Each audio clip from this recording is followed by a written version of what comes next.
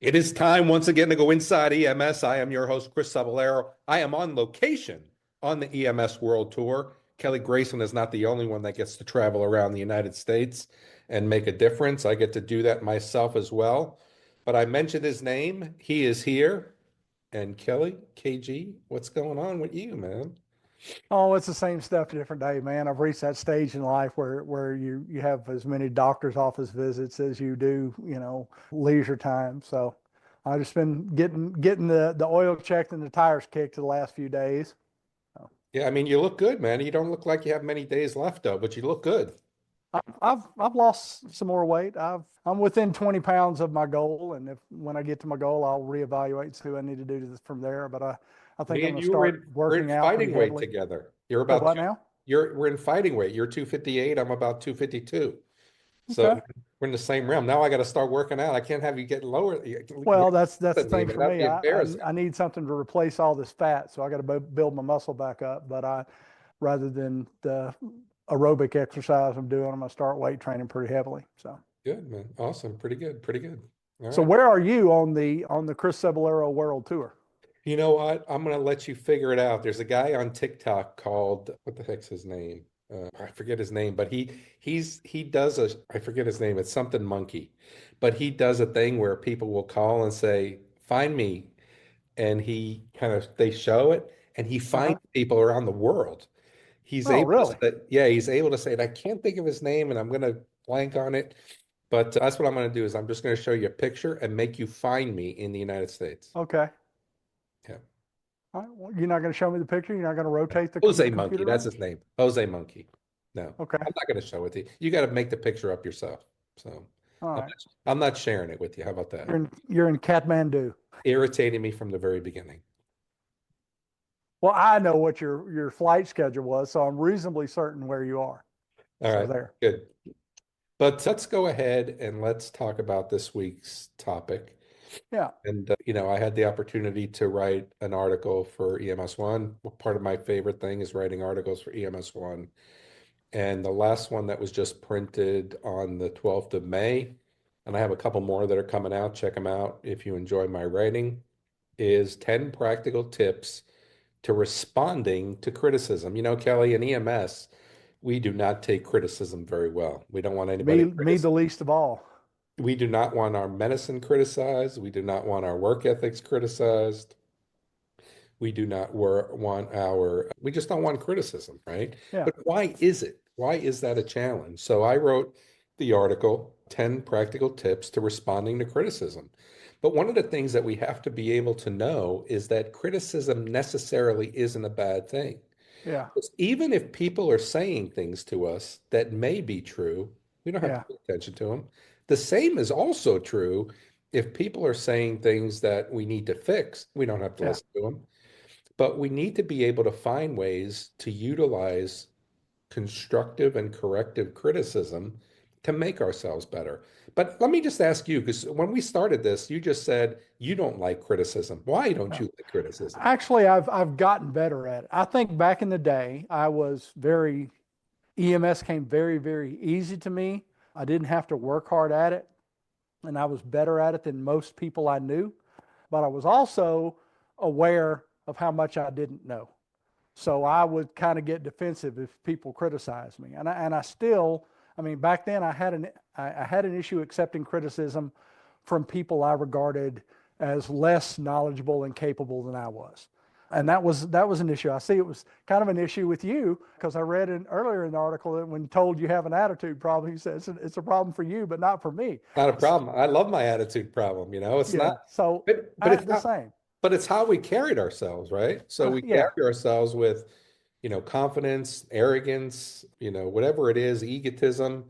But I didn't think I had a problem. It's a problem for you. You fix it. I don't have to fix it, right? Yeah. Retrospectively, I had Yeah. some work to do internally. I had some work to do in my personality. Me as well. Yeah, but until you realize it, but you know what, Kelly? This is where the thought of criticism needs to come into play. Those of us who are making aware some of the things that may be a challenge is what other people are presenting. If you're truly like me back in the day, I didn't care. I used to say the same thing. People either love me or hate me. There's no in the middle. Yeah. But you know what? I wasn't looking at the bigger picture. So Yeah. once you start to learn the science of emotional intelligence, once you start to learn the science of listening to people and then weighing what they're saying, don't put all your stock in what they're saying. That's important. So, Yeah, I had that. I was frequently called arrogant back in the day, and I didn't know how to deal with it. I still don't know how to deal with it. I try to be courteous and polite to people and not overbearing, but some people interpret confidence and calm as being arrogant, and I still don't know how to deal with that. But you have some excellent pointers on how to deal with criticism. So let's start with number one. What's your number one tip for dealing with criticism? well, I do think even before we get there, I think it's important to talk about the kind of criticism that you can get. You can get criticism, constructive criticism, and you can get corrective criticism. And the first thing I think is constructive criticism is really how can you do better? How can Yeah, you make yourself better? How can you get to a point of being better? Constructive, corrective criticism is, you kind of made a mistake here. You're kind of not doing the best that you can do. And I think you need to probably think about, making that better and find a yeah, way to, find a way to do better with that.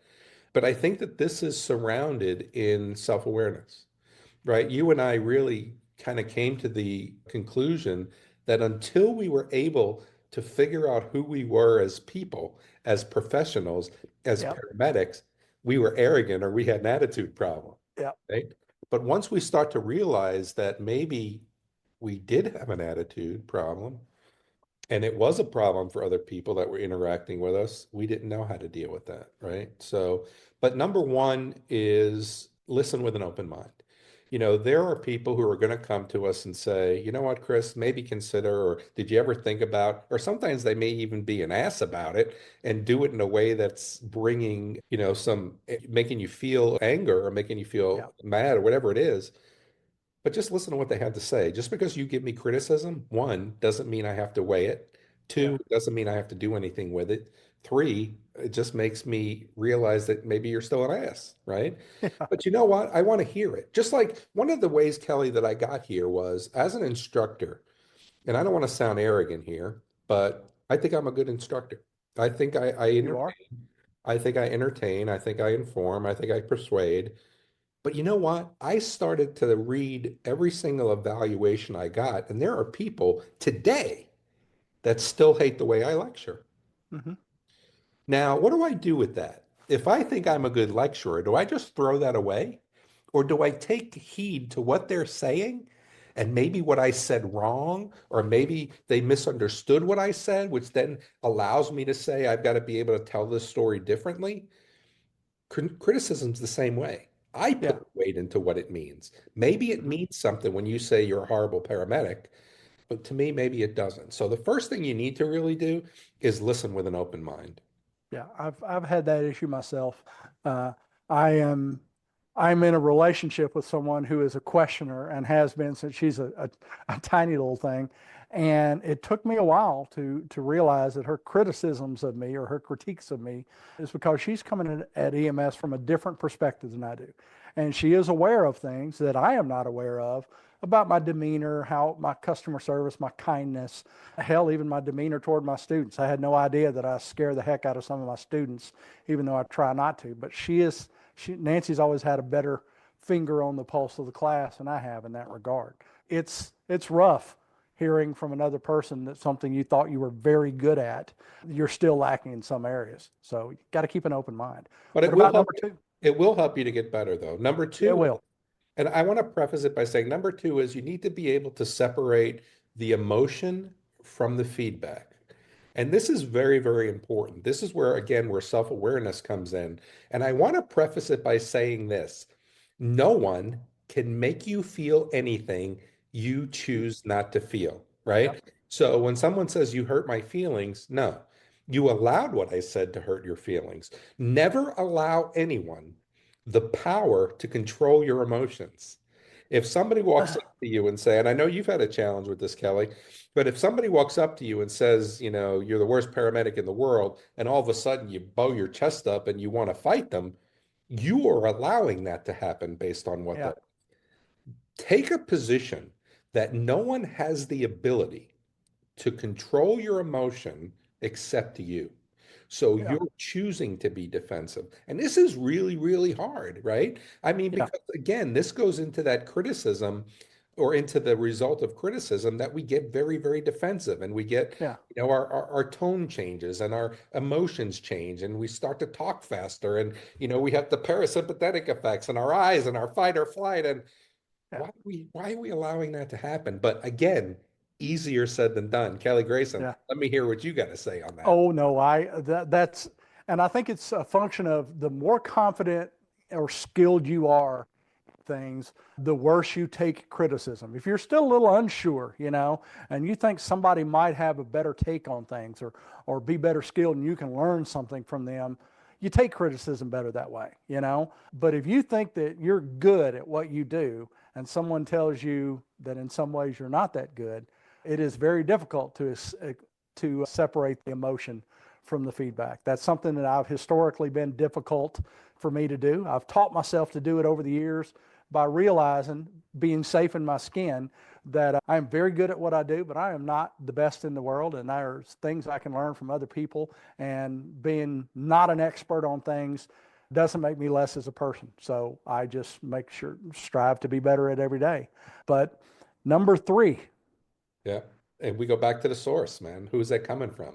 well, If someone's telling me I'm the worst paramedic in the world and they're the worst paramedic in the world, I'm not paying attention to it. But that's a badge of honor. Actually, if the worst paramedic in the world thinks you're a jerk, that's right. perfect. That's right.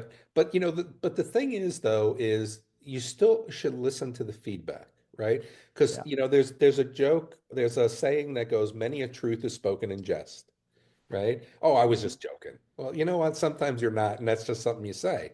That's There, right. there might be some piece of information, there might be some tidbit of use value in what they're saying to you.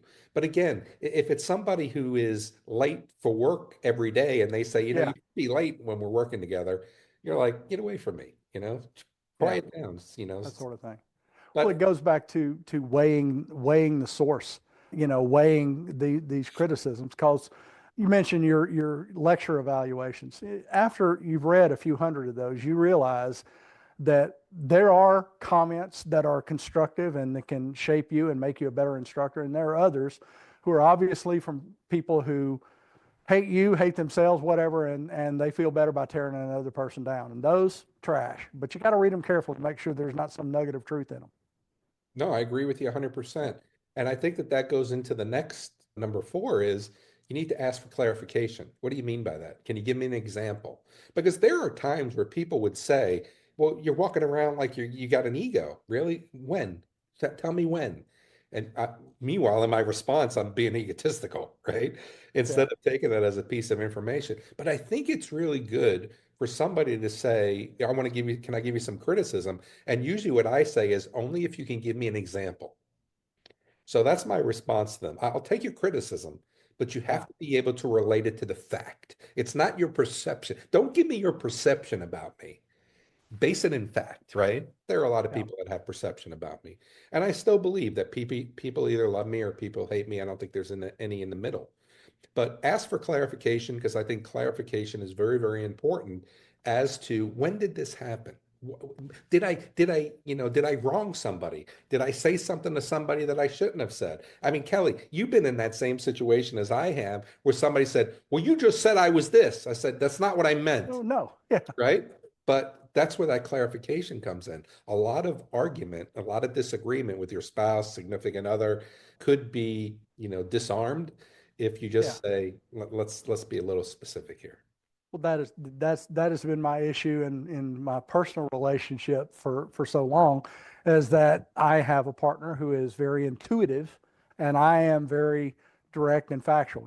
If Chris Cebollero is pissed at me, I know why Chris Cebollero is pissed at me, and I know what I did to do it. There is very little nuance in our relationship. That is Dr. Chris Cebollero to you. Doctor, excuse me, Doctor And I'm, Cebollero. I'm just teasing. I know, but hey, it's a great accomplishment, and I would But lord it here's the over thing people though, too. But to your point, Kelly, there are people that you don't have to ask why. If Yeah. I'm mad at you, and I don't think we've ever been mad at each other, but if Yeah. I'm mad at you, you're going to know why based on our Yeah. relationship. There are some Well, people that are mad at you that you don't know why, yeah. right? And I don't know what we're fighting with Yeah. or fighting for until, or we're having discussion over until 2 hours after it's gone out of control. And then I realize, oh, this is what we're talking about. I'm not the most emotionally Attractive, aware and attractive. connected. Oh, that's funny. You're not the most funny, most attractive. But I tell you what, the asking for clarification, that's a skill I learned after much toil and turmoil is, it helps at the very beginning of something I perceive as a disagreement or criticism to know exactly what we're talking about because it heads off a lot of hurt feelings down the road.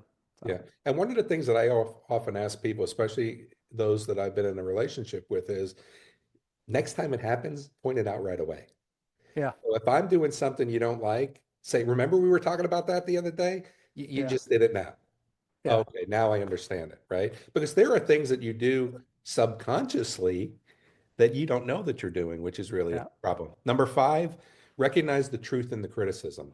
And just because someone is giving you criticism doesn't mean that it's not true. yeah, And rather than get defensive, recognize that there may be some truth in the criticism. Just like when people make a joke and they say, "Oh, I'm just joking." And I told you a few minutes ago, many a truth is yeah, spoken in jest. See if there's any truth in it. And you may yeah, not have to do it right there. yeah, Thank them for the feedback and say, I'm going to see if I could use some of that. So thank you very much. Why? Because you want these people to know that you're approachable. If you're yeah, going to be defensive and if you're going to be fighting and if you're going to bow up and want to, smack somebody for them, they're not going to talk to you anymore. Not yeah, only are they not going to give you criticism, they're not going to want to talk to you at all, right? And yeah, then you're unapproachable. And now you're developing a reputation of being somebody who's arrogant, egotistical. You can't talk to him. And that's not really what you want to be able to do. that is so true.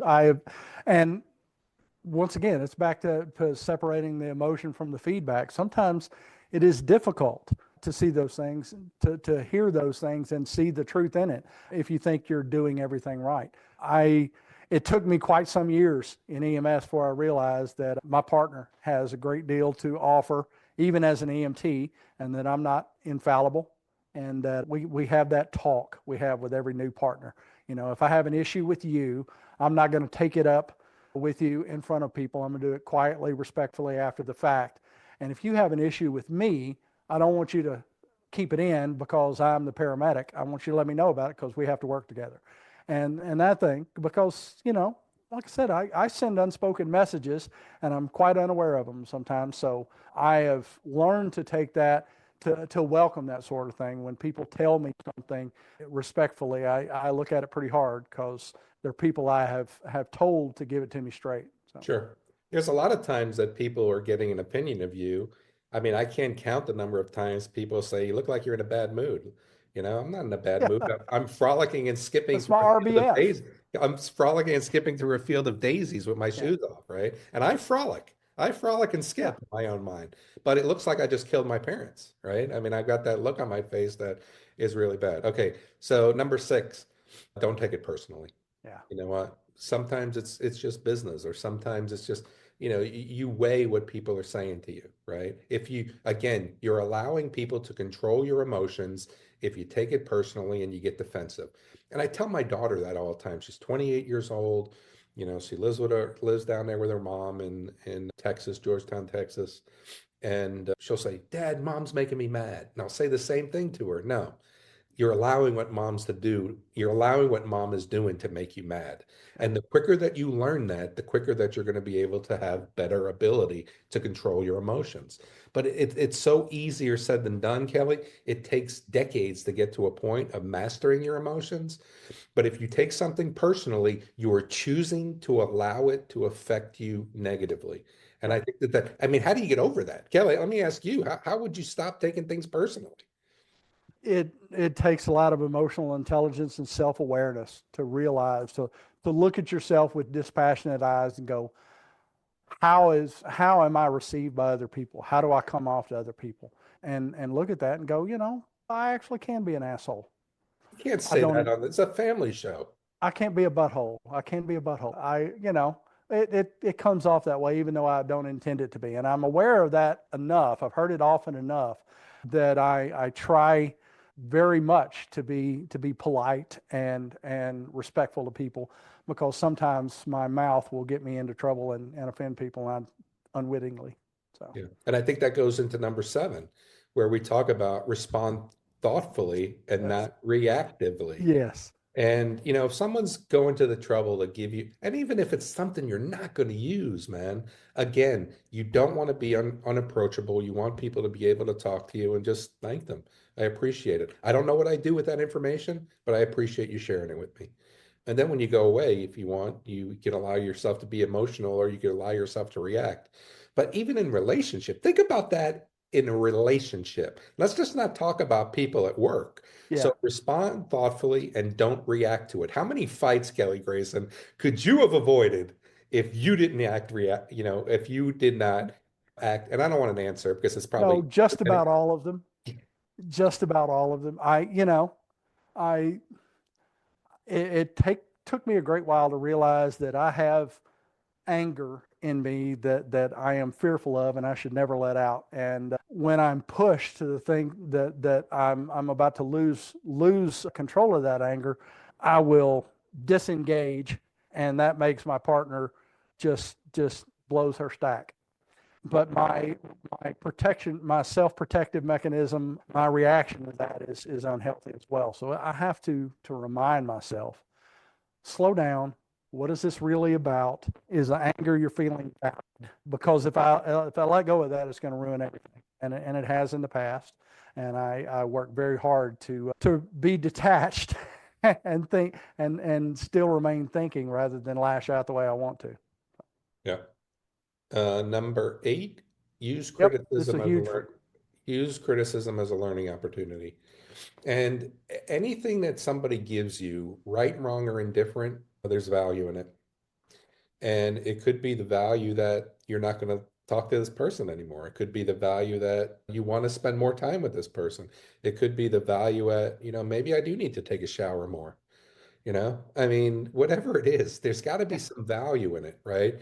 And one of the things that I try to teach my coaching clients is add value to people every day, right? So we set off with of being intentional, of adding value to people every day. When people say things to you, where's the value in it? Now, the value may be, I'm not going to put any weight in it. I'm not going to put any value in it. yeah, What you're saying to me makes no difference. But you know what? Anytime we're in a position to learn, we've got to be able to take that opportunity to learn because we're creating it. We're not letting anybody take that away from us. indeed. You if you're not doing something with the criticism, you're never going to grow as a person. And sometimes that you or Greg Freeze taking me aside back into go, it's like, man, you're breathing heavily. Are you okay? And I go, yeah, I feel fine. What's your problem? But no, realizing that is an issue for some of my friends and loved ones and became an issue for myself. I took steps to stop it, to turn it around. You say that. Let me give you so when Greg and I were talking about that, we both kind of brought it up and you were defensive about it. Yeah. At least you were with me. And Yeah. I said, well, I probably don't bring that up anymore. You know what I Yeah. mean? But it wasn't long after that. It was maybe it was a year that you had the medical issue that caused you Yeah. not to be on this transformation. Well, I listened to the Grim Reaper, not Greg or Chris. But Yeah. yeah, We're one and in the same. We're retrospect, one and the I same, by appreciate the it. way. Yeah. You've never seen Chris and Greg and the Grim Reaper in the same room together. That's right. All right, number 9, no one to let it go. One of the things, Kelly, that's interesting is we tend to be historians about things that happen in our past, Yeah. right? And unless we're a historian, we need to forget about the past. But there are some times that we hang on to something that people will say to us that has hurt us, affected us negatively, that we still hold on to, right? Even when Yeah. we see those people, maybe we're smiling, but inside we're holding that resentment that you're the one who told me that I was a horrible paramedic, and I'm never going to forget that. Yeah. Meanwhile, I'm smiling to your face, but I really hate the fact. Yeah. And one of the things that you've got to be able to know is there's going to be a point where you've got to put that to bed. I got to tell you what, man, back in the old days before electricity, I could hold a grudge for a lot of years, man. And Yeah. I started to realize that for 4 years, I held this grudge against somebody, and every time I saw them, I would just get angry and I wanted to stuff their head into a manhole cover. And then I realized that it was hurting me. It wasn't hurting them. I wasn't Yeah. telling them that they were horrible people. I Yeah. wasn't telling them that what they said was but I was carrying it with me. You got to know when to let that go. Yeah. It's corrosive. That's probably been my superpower in interpersonal communication. I don't hold grudges. There are a couple of people that to this day I wouldn't crap in their mouth if they begged me to. It's horrible, and I have no use for them. But generally speaking, I let things go. That may be a side effect of having a volcanic temper. Once it blows, it's over with. I don't toil and suffer with things very long. I don't hold it in. It's probably not a good thing anyway, but to blow up your temper. But I do know when to let it go, and I know quite a few people that don't, and that poisons their relationships from then forward. And I was one of those people, man. I got to tell you, I mean, for years and years and years, I held a grudge. I hated people who were, who wronged me. And it Takes wasn't, too much energy to hate people, man. but Takes you too don't, much you don't energy realize to it. be spending When on you think yourself. when you think you're Superman, nothing bothers you, right? But you're That's right. carrying all that stuff around for you, and they're still winning, right? Because they're still irritating you years later. You know what I Yeah. mean? And then number 10, Kelly, I think is really the icing on the cake. You need to practice self-compassion. Yep. Criticism can sting sometimes, even when it's well intended, but know that it may be for your best benefit. Practice self-compassion.